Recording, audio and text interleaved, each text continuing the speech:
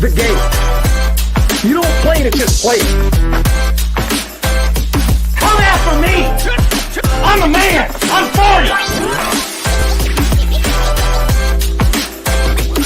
Can't wait. Let's go.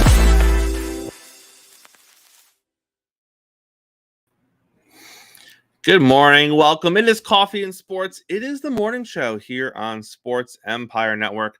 Thank you so much for making us a part of your daily morning, whether it be live on YouTube or Facebook, or maybe you're watching us on Roku TV right now on Northeast Streaming Sports. We are happy that you're choosing to start your day with us. I am Chris, and of course, that is Mo. Mo, how are you this morning, sir? Doing well on a Thanksgiving Eve of Thanksgiving Eve. Appreciate everybody for checking us out. Let's go.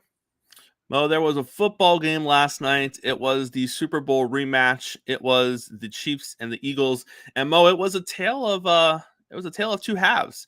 The Chiefs put together a dominant performance in the first half, and then the Eagles put together a dominant performance in the second half. The Eagles end up coming away with the victory. Let's start with you. Just instant reactions to last night's game. It didn't disappoint. It was an intense game. Two rivals, both teams clearly got after it and wanted it. And you described how the game played out to a T. I thought Kansas City controlled and dominated the first half. The Eagles' defense came out and controlled the entire second half. They locked Kansas City down. Now, we can get into particulars about the Kansas City receiving core because there were some issues that we said we're going to rear its head at some point.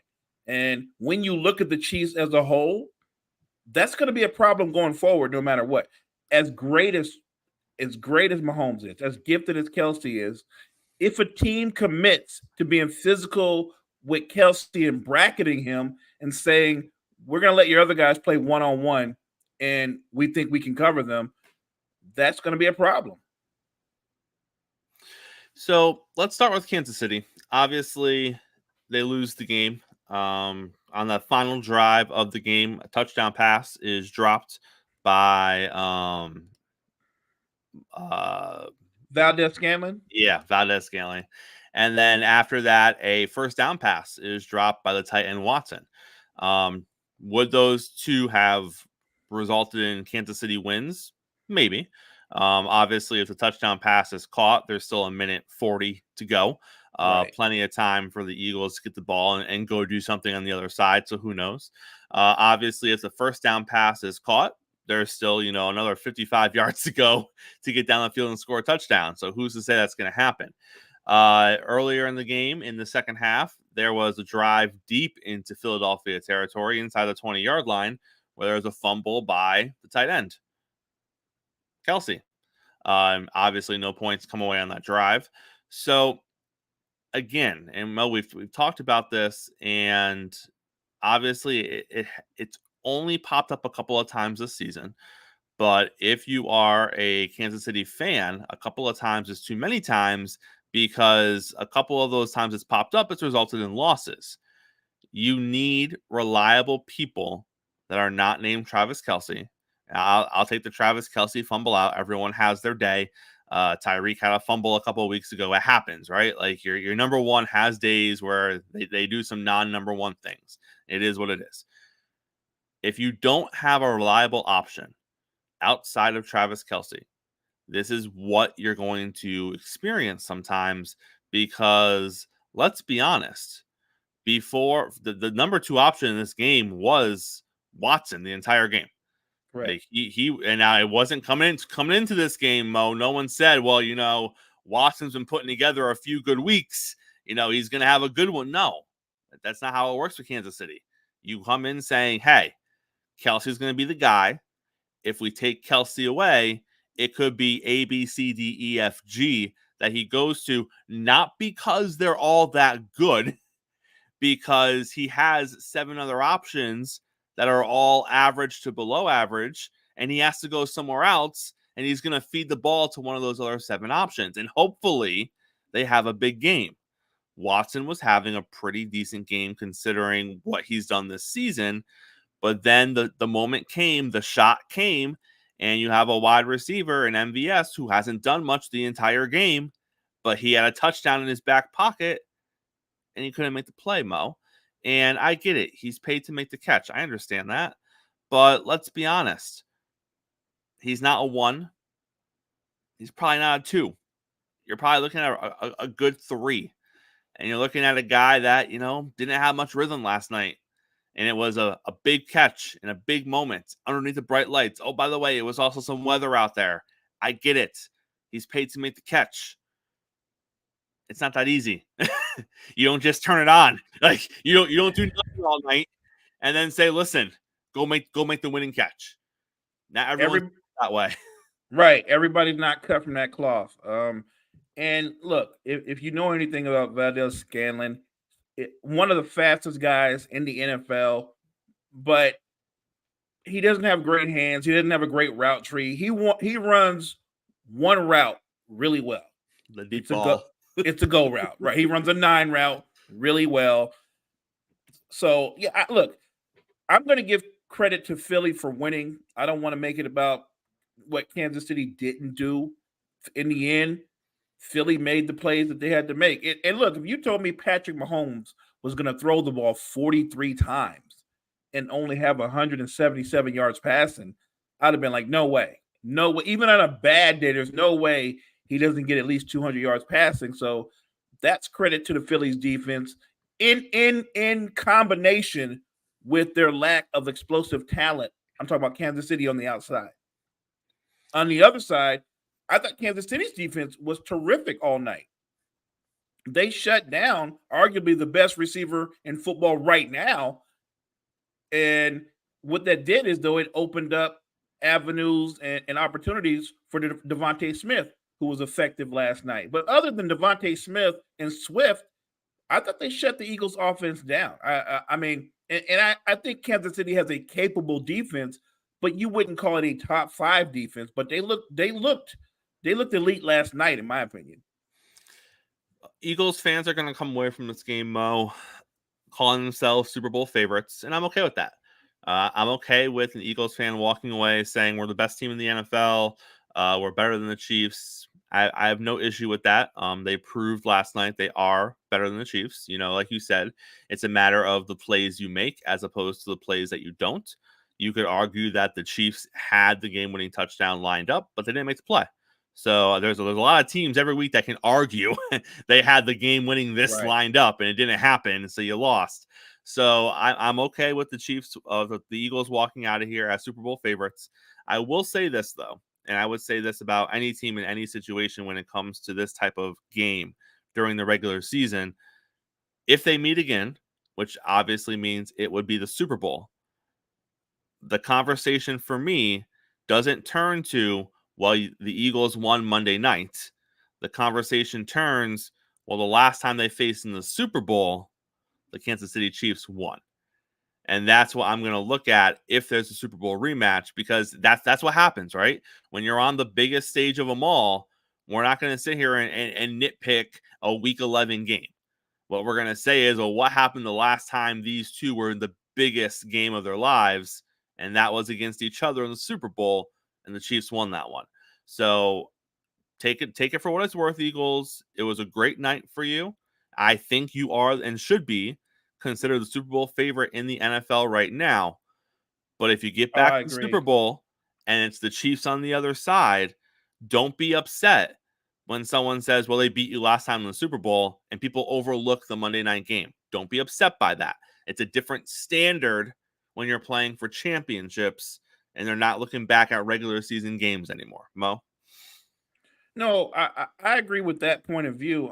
My concern, though, like I said, going forward is I thought what Patrick Mahomes was able to accomplish in last year's Super Bowl was magical.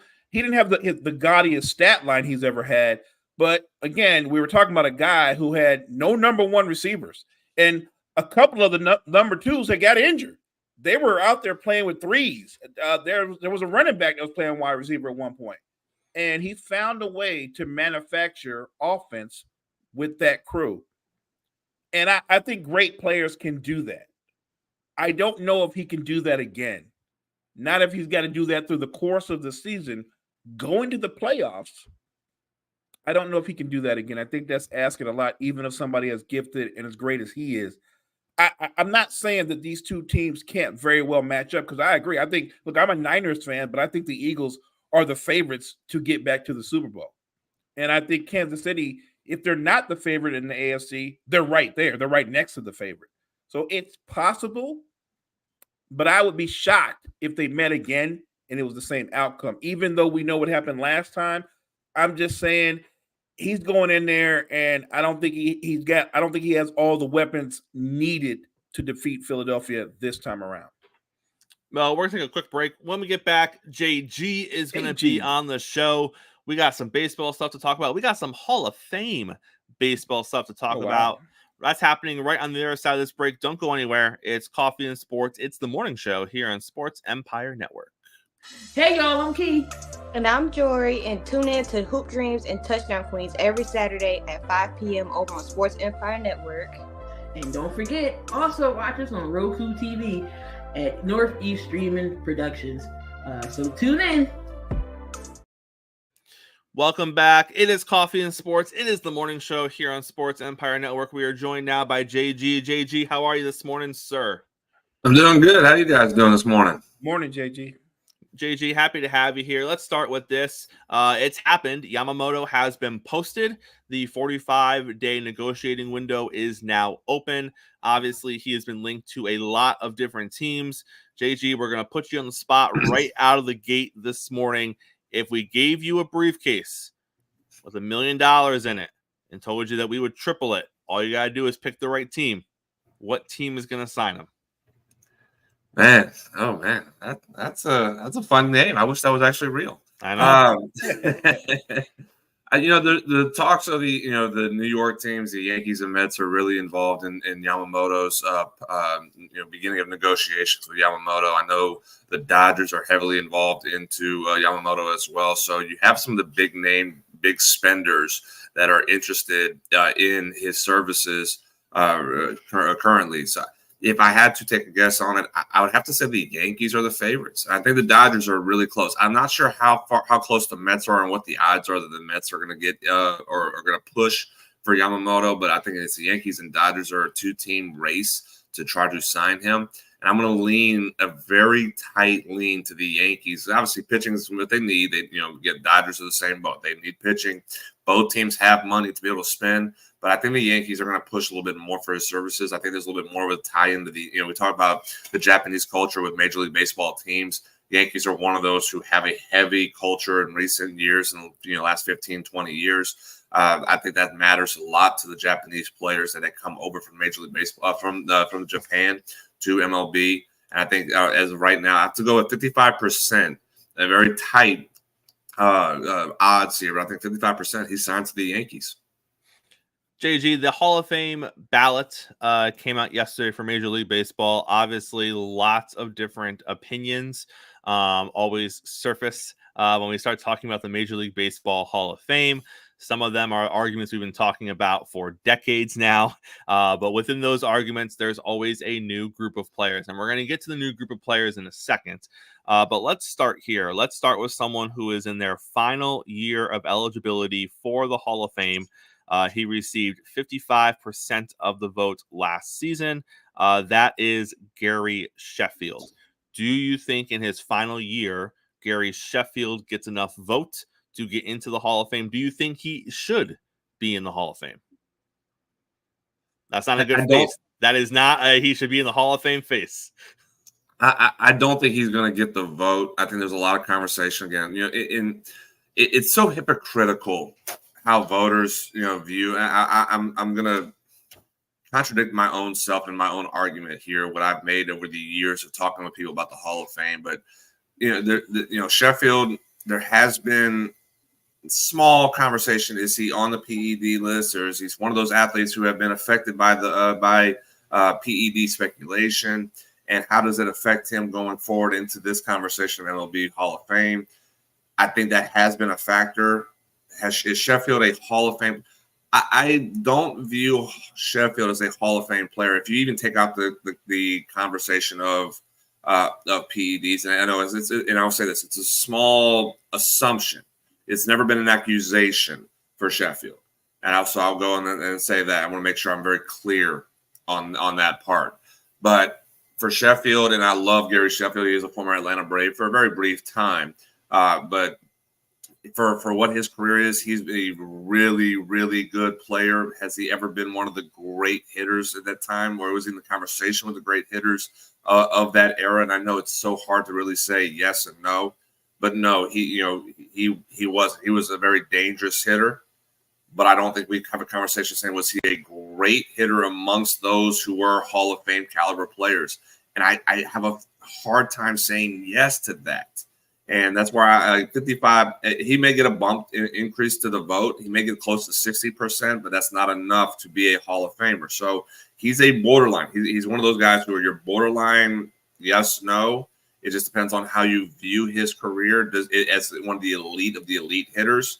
And you can really make an argument saying that he wasn't in comparison to those he competed with at that time. And I think that's where you have to make the argument for in that conversation. 60% is kind of where I think his vote's going to be, just not enough to be a Hall of Famer. You have to admit, JG, the bat waggle was pretty intense. Oh, I loved it. Sheffield. Loved it. And again, I love that the lineup in 03-04 with Chipper, Andrew, and Gary Sheffield. Oh my God, that was so fun. Let's go rapid fire. I'm going to go over quickly all the names that are holdovers on the ballot. And you're just going to give me a yes or a no if you think they're going to get the votes this year to get in. He was at 6.9% last year. Torrey Hunter. No, he won't be a Hall of Famer, no. 10.8% last year. Francisco Rodriguez. No, won't be a Hall of Famer.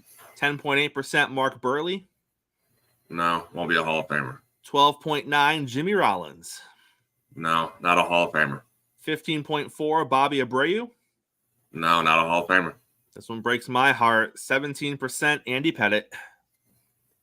No, not a Hall of Famer. But again, it's a difference for him is the PEDs, and he did admit that one. So if you take away the PED, admittance, then yes, he would be a Hall of Famer. But that is affecting his vote right now. He got 19.5% last year. Omar Vizquel. Should be a Hall of Famer for one of the great, shortstops, defensive shortstops in the game. But no, I don't think he's going to get the vote to be a Hall of Famer. 33.2% last year. Manny Ramirez. Same thing as far as Andy Pettit. He could be a Hall of Famer, but the PED allegations around him, and there are a lot of them around him, should be a Hall of Famer, but no, won't be. 35% of the vote last year. Alex Rodriguez. No. 46.5% of the vote last year was Carlos Beltran. No, not. It's kind of the same thing. There's a lot of black guys around him as well, and won't get the vote. I don't believe he'll get the vote. Going into his 7th year, he got 58% of the vote last year. Andrew Jones. It should be a Hall of Famer. Will he get the vote this year? I don't think he's going to get enough. Maybe one more, but should be a Hall of Famer. One of the best defensive center fielders, and for a good portion of time was a really good offensive player as well. Has the numbers, but again, what made him the comparisons of Willie Mays as a center fielder. Should be a Hall of Famer. Will he get the vote this year? I don't think he's going to, which breaks my heart as being a Brave. But should be a Hall of Famer, but I don't think he's going to get the vote this year. Going into his 9th year on the ballot, 68% of the vote last year, Billy Wagner. I think he will. I think he'll get it. I think he's going to be a Hall of Famer, yes. And then just missing it last year, 72.2%, Todd Helton. I think he will get that extra few percentage points added. He will be a Hall of Famer. And then we got this year's class, and we're going to do the same thing. I'll give you a rapid fire. Just give me a yes or a no if you think they're going to get in year one, not throughout the whole 10 years, but see if they get in as a first-time ballot. Let's start with Bobby Abreu. Bobby Abreu, no. Oh, I'm sorry. I already said Bobby Abreu. You said that already. Yep, I'm sorry. Jose Batista, first year on the ballot. No, he won't be. How about Adrian Beltre? He played 21 seasons. That's crazy. You know what? Yes, I think he will be a first ballot Hall of Famer, which is is going to be kind of tough in regards of some of the names. But yes, I think he's got enough. I think especially with this class, we still have it. I know you said one word, but I'm going to give my reason here. With the class, there's a lot of the issues that are still with a lot of these guys. You're going to want some people thrown into the class. Beltre will be one of those. So yes, Adrian Beltre will be a Hall of Famer. How about Big Sexy Bartolo Colon? I don't. I would love to. I don't think he'd be a first ballot. I think he will get a lot of vote. But I don't think he'll be a first ballot Hall of Famer, which kind of breaks my heart because again, I love Bartolo Colon. I love what his career has been. I think he will be a Hall of Famer. I just don't know it's going to be first ballot. Adrian Gonzalez. No, I don't think he's a Hall of Famer. Matt Halliday. Borderline will be a Hall of Famer. I don't think first ballot, though. Victor Martinez. Not a Hall of Famer. Joe Mauer. Will be a first ballot Hall of Famer. Really? Yes. You talk about somebody who was one of the best at their position for a long period of time. Joe Mauer was one of the best catchers for his career, is one of the top catchers of his career. And also, had a great bat. He was the offensive production for the Minnesota Twins for a long time. So the stats back it up as far as it. 306 lifetime hitter. I got a stat. I'm so glad that actually popped up because I have the stats right here. 306 lifetime hitter, 3 batting titles, 5 silver sluggers, won an AL MVP in 2009. Led the league in each triple slash category of batting average, on base percentage, and slugging. 3 Gold Gloves as well. Ranks 9th among catchers in WAR. Absolutely first ballot Hall of Famer. And he batted 300 or better in 7 full seasons, which you don't get a lot from the catcher position. No. Brandon Phillips. Not a Hall of Famer. For sure, first ballot. Will he get enough as time goes on? Maybe, but I think he's borderline. Jose Reyes. Kind of the same. I think he's borderline. I think he had a few years that were really, really good. I don't think it's kind of the same as Jimmy Rollins right there. Jimmy Rollins had a good portion of his career where he was really good, one of the best in the game. Jose Reyes was comparable for a portion of time, but I can't, if I don't say yes about Jimmy Rollins, I can't say yes about Jose Reyes right now. James Shields. Not a Hall of Famer. Chase Utley. I think yes. I think Utley has done enough in his career to be a Hall of Famer. I'm just trying to find his stats here real quick, just to make sure I have an argument on it. Actually, don't have it. MLB.com let me down. There it is. Yeah, I got it right here. 64.5 WAR. Played 13 seasons with Philadelphia. 30-plus home runs in 3 years. 400 RBI seasons. 4 Silver Sluggers. 5 All-Star appearances. 901 OPS and 10 homers in postseason play. Throughout again, he was for his career. And that's what they're talking about. It's hard to really say, small portion of career versus a grand stage of a career. And Chase Utley had a long career where he was a one of the most feared hitters in a lineup that eventually did win a World Series. And I think that for me, and the argument made, yes, I think he is a Hall of Famer. Will he be a first ballot? He's going to be very, very close. If he doesn't get it, he's going to get close to about 55 to 60% of the vote. But he is a Hall of Famer, yes. And then the final one, I don't think it would be a yes. I think he actually had a better career than I thought he did. But David Wright. David Wright, I believe, will be a Hall of Famer. I don't think it's going to be a first ballot.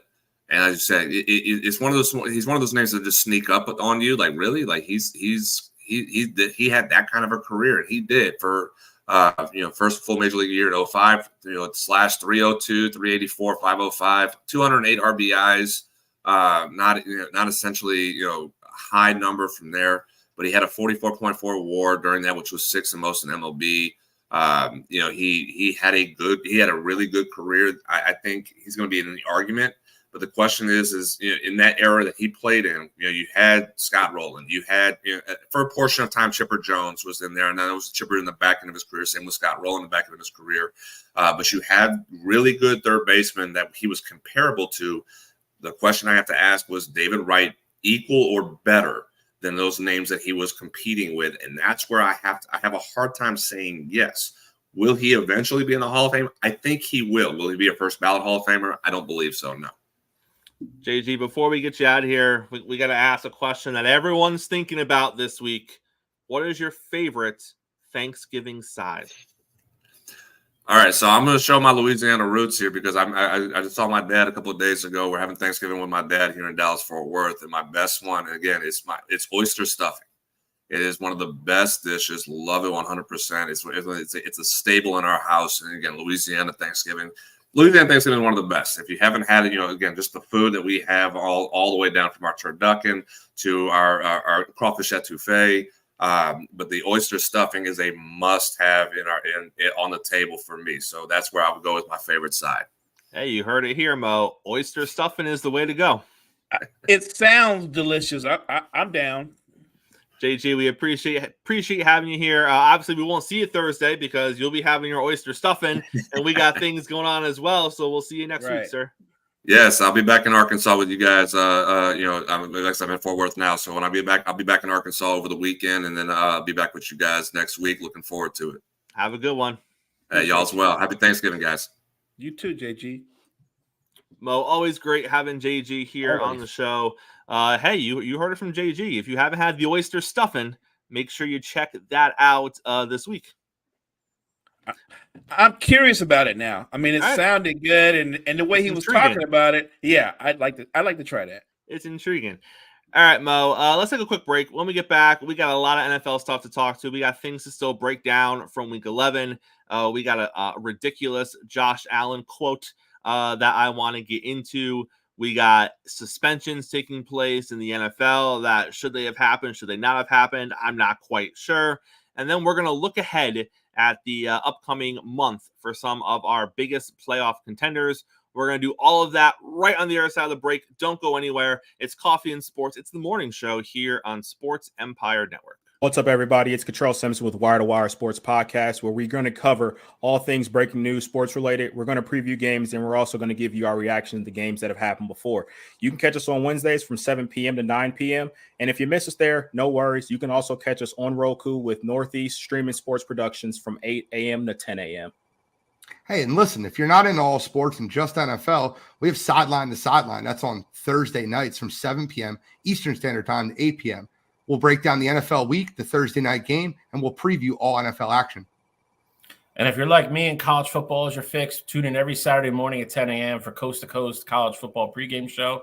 We'll review the previous week's action, the day's biggest games. We'll give you our pick'ems, and we'll even give you some teams that are on upset alert. And if you don't catch us live, you can download us on Apple Podcasts, iHeartRadio, or wherever you listen to your podcast. We do also have a YouTube station, Wire to Wire Sports Podcast. Thanks for tuning in. Welcome back. It is Coffee and Sports. It's the morning show here on Sports Empire Network. And before we finish recapping the games from this past weekend, Mo, there's two things I want to touch on. One was a video package that the NFL and the Buffalo Bills have put together that's making its rounds on social media. It is showing Josh Allen giving a pregame warm-up speech prior to the Buffalo game. It is then showing the play that he made to Shakir, where Shakir broke it big, made a couple of guys miss, ended up taking 81 yards or something like that. And then after the play, they're showing Allen back on the sidelines, yelling at his teammates, "I'm effing back." I have an issue with that, Mo. I have a big issue with that because number one, that was Shakir. You did nothing there, Josh. You threw a 30-yard pass. He made 6 guys miss, and he scored a touchdown. Great play. It was mostly him. Obviously, celebrate it. It's your touchdown as well. What are you back from, sir? You still threw a pick in that game. You beat a terrible team that had no offense. I don't understand, Mo. I mean, I get it. Like, we're getting back on track.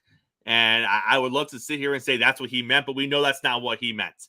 We meant that he thinks he's back to what he was or what he was supposed to be the second and third game of this season when they were rolling the Commanders and the Raiders, because that's the closest we've seen. And the Dolphins, fair enough. I'll throw the Dolphin game in there as well. Sure. That 3-game stretch, Commanders, Raiders, Dolphins, I would argue that's the best version of Josh Allen that we've seen this season. So maybe he's saying he's back to that, which I hope so for the sake of your team, especially when you look at who you're playing next. But I don't think that I don't. There was nothing in that one play, Mo, that would tell me Josh Allen's back, baby. Let's just forget everything we've seen the last 6 weeks. We're good to go, because I don't think we are. But I digress. It's an emotional game. I think that he was in the moment, but I would also say that at the same time, I think he's feeling the pressure, right? Right. I would argue that he's trying to convince himself more than saying it to his teammates that I think he's really trying to convince himself. I think he's feeling pressure because there is pressure there. And when you fire the coordinator and the offense comes out and they had a good game, but again, it was against a team that they should beat. The question will be, how long does the honeymoon last? Because like we talked about yesterday, they're getting ready to go through a murderer's row their next 3 games, and we'll find out how much he's really back. We'll know for sure when he comes out of the other side of those 3 games. I mean, I'll tell you right now, Philly's defense is going to be feeling it when they take the field against the Bills in week 12. So I hope Josh Allen is back, because that might be the toughest game of that stretch coming up that he's going to face, is that Philly game. So hopefully, if you're a Buffalo Bills fan, he is effing back, because he's going to need all of that against the Philadelphia Eagles. Mo, another big story from the NFL from yesterday is that the NFL has decided to suspend Denver Broncos defensive back Kareem Jackson 4 games for a hit in Monday night's game that he was not flagged for. But they're suspending him based on a continuous pattern of him not following NFL guidelines and safety guidelines when it comes to proper tackling. This is on the heels, and I'll give you his track record just this season real quick. He has been tossed from 2 games this season for hits that the NFL officials at the time deemed to be ejection worthy. He has been fined 4 times this season. Obviously, 2 of those were attached to those ejections, and then 2 were other situations. He has also already been suspended for 2 games this season. He was actually just coming off of the suspension Monday night when he popped Minnesota Vikings quarterback Joshua Dobbs and earned himself a 4-game suspension. Mo, 4 is a lot. I think 4 is a lot. But then you look at everything that led up to this. Well, you just came off of a 2. You've been tossed in 2 other games.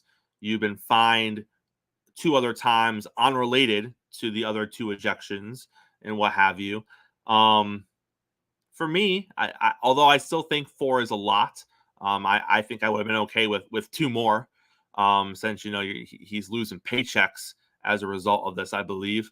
But at the end of the day, and I talked about this in the comments a little bit on Gene's show yesterday, I think at the end of the day, you need to understand what you're doing, and you need to understand what the league is doing as a result of what you're doing. And I haven't heard comments from him. I'm assuming he's frustrated. I'm assuming that he doesn't agree with it. But at the end of the day, if you are constantly hitting people, and I get it. He had 9 tackles in the Broncos game Monday night. He was involved in probably a dozen or more plays and wasn't flagged for any of them. But at the end of the day, if the league is clearly on you, the way that they are on him, 2 ejections, 2-game suspension, 4 fines, you got to figure it out, Mo, because clearly they're watching. And you can sit here this morning, you can say, well, this is BS. He wasn't even flagged for it. Clearly, he should have been flagged for it. If you go back and watch the play, if they threw a flag on it, you wouldn't have been screaming if you were a Broncos fan saying that's ridiculous, you would have been like, oh, he can't do that. They missed it. Right. That happens sometimes, right? They miss calls. It's a thing. Sure.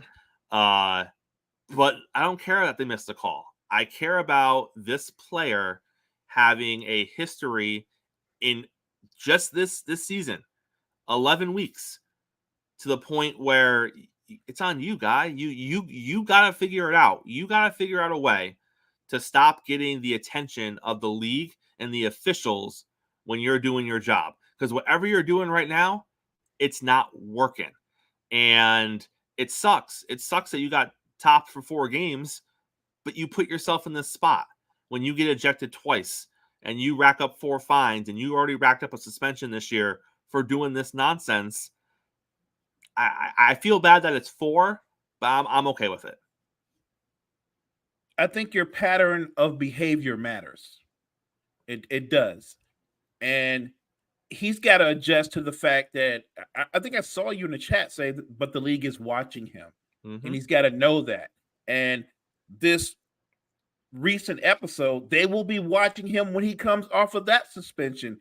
He has made himself, to make a light comparison, the Draymond Green of the NFL, right? Currently. And when you have that kind of history behind you, and he does play up to and over the edge at times, he has to make that adjustment. I get he wants to be physical, he wants to be aggressive, but the league is all about player safety. And when you cross the line, when you do something that could potentially not just injure somebody temporarily, maybe take them out for multiple games or their season, you should be punished for that type of behavior. I thought 4 was kind of high, but I think when you, like you said, when you look at what he's done just within this season, 4 doesn't seem that high. Not when you look at his body of work. So I get why Broncos fans are frustrated. I get why the players frustrated, but he has to know what he's doing.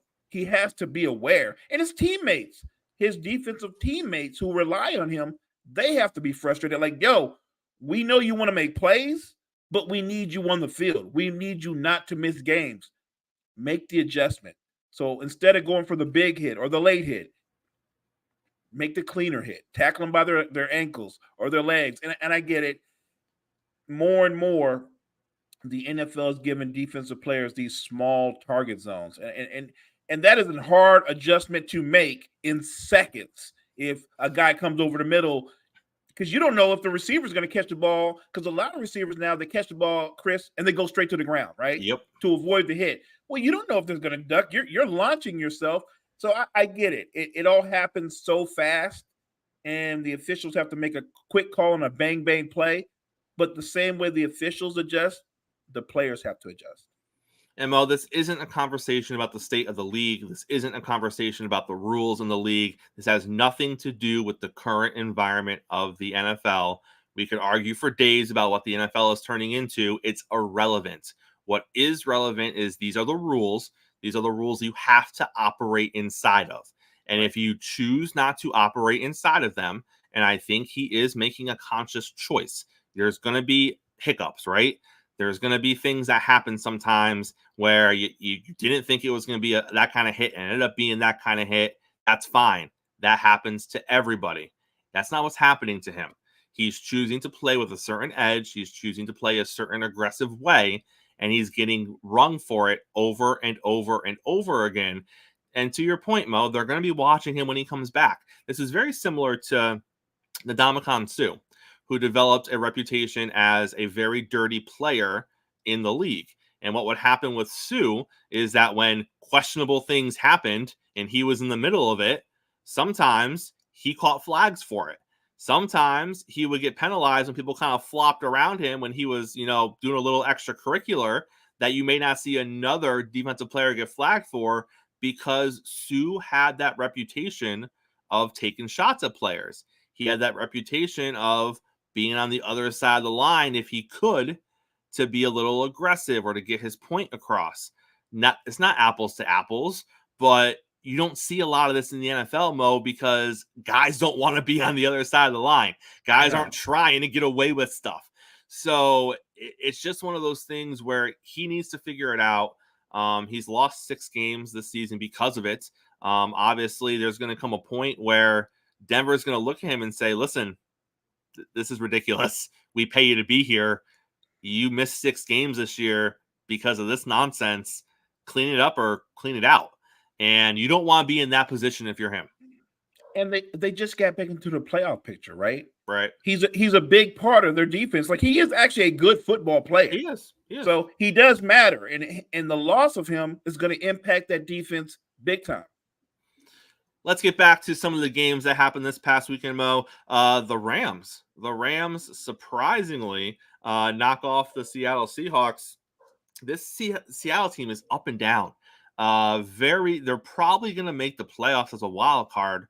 But man, inconsistency across the board the last 5 or 6 weeks from this Seattle team. And I know that Matthew Stafford was back, but if you watch this game, the Rams weren't that impressive on the offensive side of the ball. And we're just seeing a lot more of, Geno moments than I feel like we should be seeing. He was hurt for a period in this game. He was a little banged up. So that definitely, he went out for a little bit. That definitely played a role in it. We were forced to watch a little Drew Lock for a couple of drives. Not what you want to see if you're a Seattle fan. Not what you want to see at all. I think the Seattle team they're very Jekyll and Hyde. And just when you want to get on board and go, they're going to be a threat to someone in the postseason, they can't seem to really get it together. And I look at the talent that they have, and they still don't have an offensive identity. They're not really a running team. They have some really talented guys on the outside, but this Geno, this isn't the Pro Bowl Geno from last year.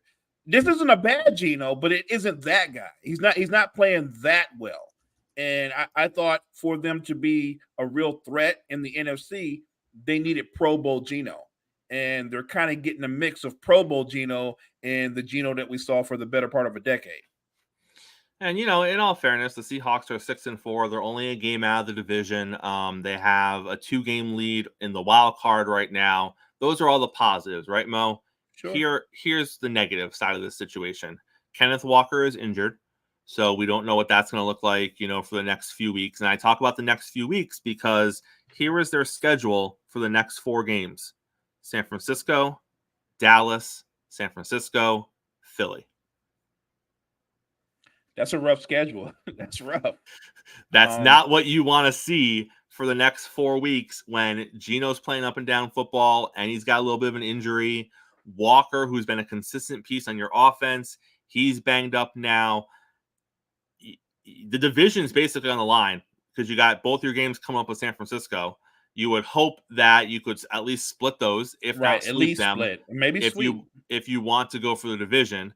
Now it's looking like they could go 0-4 over this streak, and now you're looking at a team that's potentially 6-8 and not making the playoffs. And that might sound hyperbolic for a team that's 6-4 and 2 games up, but you're literally looking at the best team in your division twice, the best team in your conference, and the 3rd or 4th best team in your conference in Dallas. And you got to play all of them 4 times over the next 4 games. So this might be the next 4. This is probably the toughest 4-game stretch of any team we're going to talk about today. It's crazy. I'm a Niner fan, but I always consider myself fair. Of those 4 games, the 2 that they might win are actually the ones against the Niners. Right. They match. They match up. I'm just being real. They match up very well with the Niners. People who know football know I'm right. Those might be the only 2 games they win if they're going to win 2 games in that 4-game stretch, and that's insane to me. Speaking of the Niners, they knock off the Buccaneers 27-14 this weekend. It wasn't a blowout like we thought it was going to be. I think the Buccaneers were kind of in the game a little longer than we thought. I have Mike Evans on my fantasy team, and I kept getting the updates. Mike Evans is in the red zone. I'm like, why? Why is Mike Evans in the red zone so much today? They didn't score a ton. There were a couple of things that happened down in the red zone that didn't result in points going on the board, but I think it was a good showing for Tampa. I think that this 49ers defense, even though they allowed the Bucs to, and they did allow the Bucs to move the ball. Baker kind of moved it, not willingly, but he had success moving it between the 20s. Different conversation when they got down to the red zone. But Mo, Chase Young, I mean, he's special. He is something. And we thought he was special in Washington, but when you see him put in a scheme, in an operation like the San Francisco defense, that really just accentuates the talent they have, and the talent around them plays off each other. That's a bad man in this San Francisco defense. And he looks 100% healthy finally. Like, and when he is, he's just a special talent. And he gives another element. He also takes a lot of pressure off of Bosa. So yeah, I thought it was a workmanlike performance by the Niners. I was really impressed with how clean a game that Purdy played. Because usually when Brock plays a clean game, it's 21 for 25, maybe 240, something in that range. And he actually had a couple explosive plays downfield. So, it's probably his best game numbers-wise since he's been in the league. So a great game for him. But I'm not one of those people that take it and go, you know what that means? He's in the MVP conversation. I'm more like, you know what that means? He's playing good football again, and we have a chance to contend in the NFC. I'm thinking that way. I don't think Brock Purdy is a legitimate MVP candidate. I think he's a good, solid quarterback. The Niners are leading their division. Their next 4 games: Seattle, Philly, Seattle, Arizona. Obviously, Arizona is a little bit of a breather in that 4-game stretch. Philly is going to be a tough game. They don't match up great against Seattle. I'm not saying they're going to go 1-3 in this stretch, Mo, but I'm saying this is going to test the 49ers as far as where they really are coming off of that 3-game slide earlier in the season. They've won 2 in a row, so things are looking good again. But their next 3, Seattle, Philly, Seattle, is going to be another 3-game stretch for this team. That's a tough stretch. And looking back on when they lost the 3 in a row, you'd have liked to have won 2 of those 3, right? To give yourself that cushion coming into this kind of run you're getting ready to hit, because I don't think we're going to win all 3 of those games. I'd like to. In a perfect world, I'll take winning 2 out of the 3. But you're right. Seattle matches up well with us. Philly clearly matches up well with us. So it's going to be one of those things where the Niners are either going to launch themselves to being right up there with Philly, or after this 3-game stretch, we're going to go, I don't know, the Niners might be able to still contend for a playoff spot. Like it really is that big a run for them right here, right now. The Miami Dolphins knocked off the Las Vegas Raiders 20-13. Miami was a 12.5-point favorite going into this game. They only scored 20. Mo, for me, I was more concerned about the injury things that popped up for Miami in this game. Devon Achane left after 2 plays. He apparently re-aggravated his knee injury. There was a point where Tyreek Hill left the game because he had some sort of a hand injury. Tyreek came back. He was fine. Apparently, Achane could have come back into the game, but Miami held him out for precautionary reasons.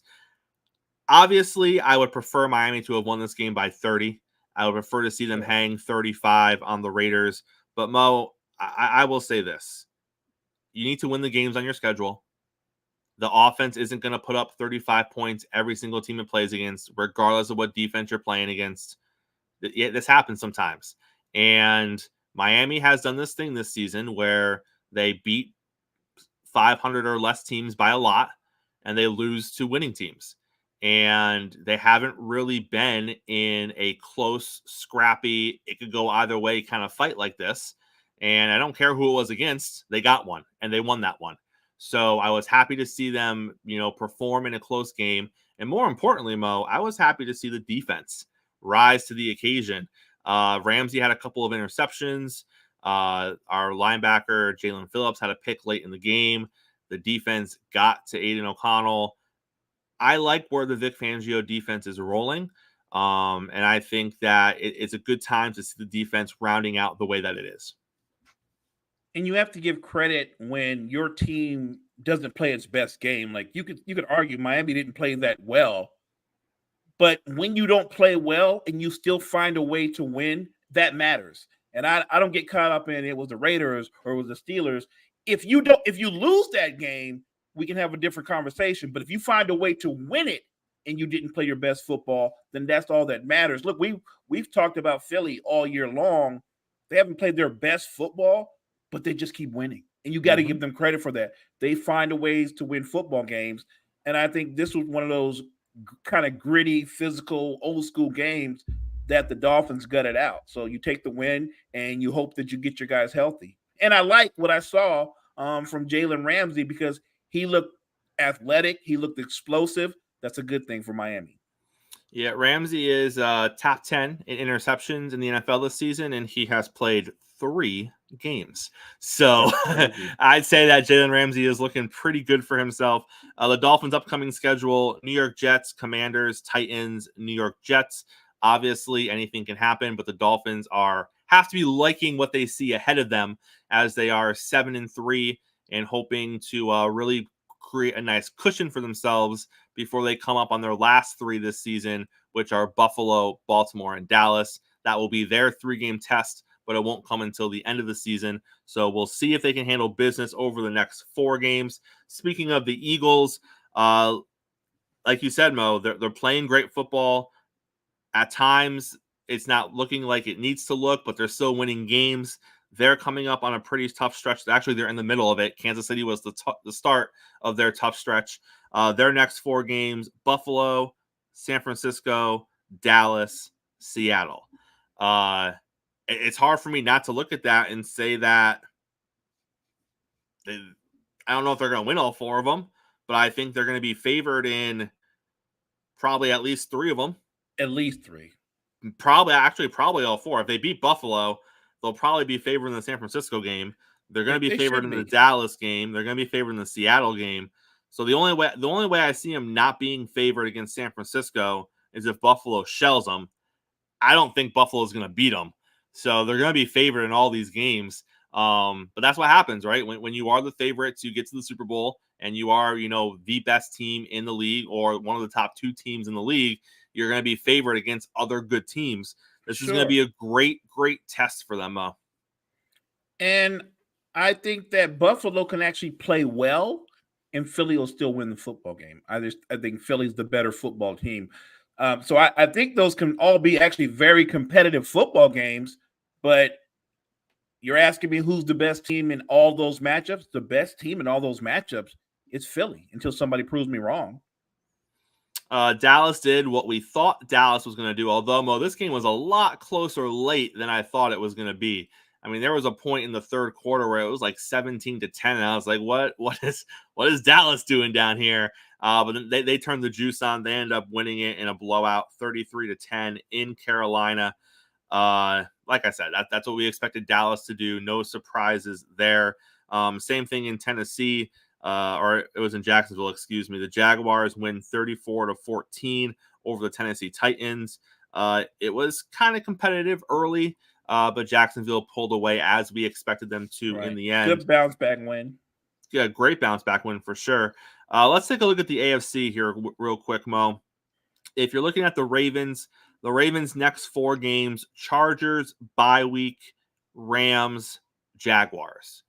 The Jaguars game is going to be interesting for Baltimore in 4 weeks, but I don't see them having an issue with the Chargers or the Rams. Yeah, I think they win at least 2 out of those 3 games, and maybe all 3. Yeah, Baltimore is definitely on a path to be the number 1 seed right now. Obviously, they could get tripped up their last couple of games, depending on who stays close to them, but their next 4 don't look that bad at all. The Chiefs, Philly, Green Bay, bye week, New England. Obviously, they just played Philly, Green Bay, and New England. I mean, those shouldn't be too much of an issue for them. So Philly is still going to be in the mix. Don't think just because they lost to the Eagles that they're going anywhere, Mo. That shouldn't be the case. No, I think Kansas City will bounce back and win those next 2 games. The Jaguars, Houston, Cincinnati, Cleveland, Baltimore. That is an underrated tough schedule. It is when you first say it, and then you have to think about it. But right. Houston is a tough game. Cincinnati's not going to go down easy, and obviously I just think the Jaguars have to be on their best game. They do, and I think Trevor Lawrence is going to have to step it up a little bit. He's been good, but I keep thinking people want him to take his game to another level, and jump up to being like elite. I just think he's been very, and there's nothing wrong with being very good. Let's not forget he is still a young quarterback finding his way in the league. We talked about this yesterday. The Browns next 4, Denver, the Rams, the Jaguars, the Bears. Those are all winnable games, but the Browns need to figure out what's going to happen with their quarterback situation. We assume Flacco is going to take the reins just to bring some sort of consistency and experience behind center. They're obviously still going to rely heavily on their running game, heavily on their defense, but hopefully Flacco is someone that can make a couple of plays a game where maybe the other quarterbacks on the roster, you can't rely on them for that.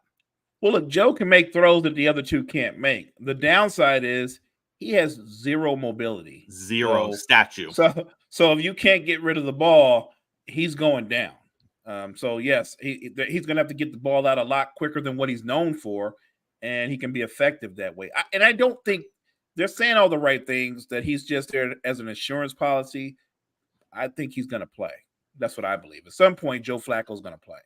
Let's talk about the Colts and the Broncos real quick. I'm not going to mention the Bengals. We think they're pretty much out of it, even though record-wise they're there. But without Joe Burrow, you're not really there. But the Colts and the Broncos are interesting. They're both 500 teams right now. They're on the outside looking in. The Colts play Tampa Bay, Tennessee, Cincinnati, Pittsburgh. Tampa, Tennessee, and Cincinnati are all winnable games for this Colts team. And then depending on how much offense Pittsburgh finds in that game, that's going to be a competitive game. I wouldn't count the Colts out of making a run here for a wild card late in the season, because I can see them going 3-1 over their next 4. And now you're talking about an 8-6 team. So they could be right in the mix. And then for Denver, you got Cleveland, Houston, the Chargers, and the Lions. That's a little bit harder of a schedule than the Colts, but I think the Broncos are a little bit better of a team than the Colts. So I think it's another situation where you can't count Denver out quite yet either. You can't, but man, that's a tough run for them, and especially because they're offensively challenged. If you play the Texans and you can't control them, and they get up on you 27-14 or something like that, or 27-3, you're done, because they're not built to come from behind. They don't have a lot of firepower, so I think they can win those games. I would not favor Denver against the Texans. Hopping over to the NFC real quick, we talked about the Eagles, we talked about the Niners, the Lions. Their next 4, you're looking at Green Bay, New Orleans, Chicago, and Denver. Those are all winnable games if you're the Detroit Lions. All the Detroit Lions got to do is handle business, Mo, and they should be cruising to a division title. I think so. Look, they played their one bad game recently, and they still won that game. I think Detroit's going to win the division so long as they can keep everybody healthy and keep golf upright. They're going to be fine. The Saints' next 4 games: Atlanta, Detroit, Carolina, the Giants. Obviously, Carolina and the Giants should be wins for the Saints. Sure. Detroit is a tough game. That will probably be a loss. Atlanta's a division game. They need that game because they're in that wonky division where everyone's going to pretty much be around 500. So, and I say things like Carolina and the Giants should be wins, but you can see a Saints team losing one of those 2 games and putting themselves closer to the pack in their division than they probably should. The Saints have been helter-skelter all year. I don't know. What I do know is we came into the season and we all agreed it's their division to win, but this division has been, like you said, that's a good word, wonky.